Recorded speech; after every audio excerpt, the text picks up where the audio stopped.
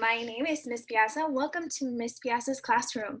In this video, I'm going to go over some fun facts about myself and then just a brief overview of the important parts of my class syllabus.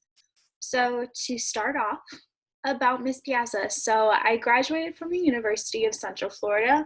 I got my bachelor's degree in mathematics education. This is my second year teaching and my second year here at OSS, and it's always been my dream to become a teacher. As you can see on some photos on my wall here, I have a cat and a dog. My dog here, his name is Louie, and then the cat over there, his name is Nigel. Another thing about me is I love everything Disney, so you will hear me throughout the year that I try to go to Disney at least once a week. And in my photo here, my favorite park is Epcot. Now, going into my class schedule. So my classroom, first of all, is 325. I start my first and second period is going to be my Algebra 1 block class. Then I have Algebra 2, third period. Lunch A is going to be my lunch. Fourth period, Algebra 2 honors. Fifth planning, Algebra 1 honors 6, and then Algebra 2 honors 7 to finish off the day. Now, my tutoring hours are on Thursdays after school during club time. So that's from 2:42 to 3:22. Topics covered. So this is just a brief overview of the topics covered. For Algebra 1 and Algebra 2, we're going to be using Math Nation textbooks. That's going to be based off of the Florida Best Standards. So if you want, you can pause the video and look over these topics. These are in your syllabus, so you will get a copy of these either on the first day of school or if you come to orientation on Saturday. Required materials. Number 1 is graphing paper. This is very helpful when we start graphing. This is both for Algebra 1 and for Algebra 2. Algebra is a lot of graphing. Now, I do have some paper available, but it's always good to have paper yourself, so when you're working at home or in the classroom, you have it. Now, folder or binder for worksheets, handouts, and homework. I strongly encourage a binder. That way you're carrying one binder for either first, second, and third, and you just have dividers separating each of the classes. Or if you're a folder person, you can have a folder just specifically for algebra. Now, a scientific or graphing calculator, this is similar to the graphing paper. I do have some in the classroom, but I have a limited amount. So I would strongly recommend also having your own personal calculator. You will need this in upcoming math courses and at home when you're using homework. Of course, an alternative is Desmos, the graphing calculator there, but strongly recommend having your own. And then pencils and erasers. This isn't obvious, but you'll be surprised how many students come to class without a pencil. So yeah, that's our brief overview. Graphing paper, folder or binder, calculator, pencils, and erasers, okay? Now, with that folder and binder, I do provide guided notes for each lesson. These are 2 examples, one for my Algebra 1 and one for my Algebra 2 from last year.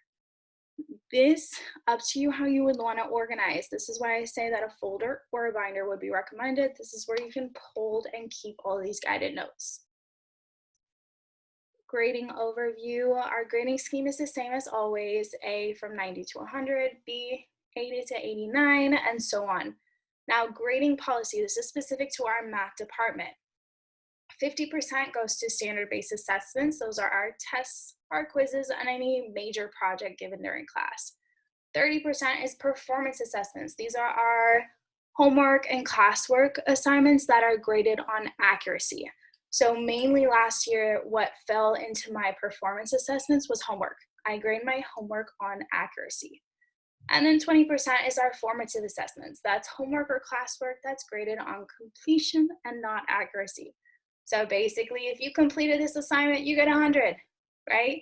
This was my notes. So I checked my guided notes once a week. This fell into the formative assessments. Recovery policy. So just briefly, I'm going to go over this. Basically, for tests, if you yourself got a 75% or below, you had the opportunity to make test corrections. or each question corrected, you earned half of those points back. Okay, and you can earn up to a 75%.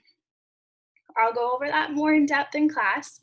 Also, for online assignments, those are mainly through Delta Math.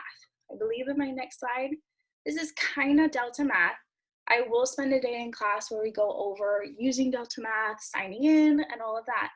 But briefly, I want to go over Delta Math is posted every Tuesday. We have 3 attempts for each problem, as you can see right here.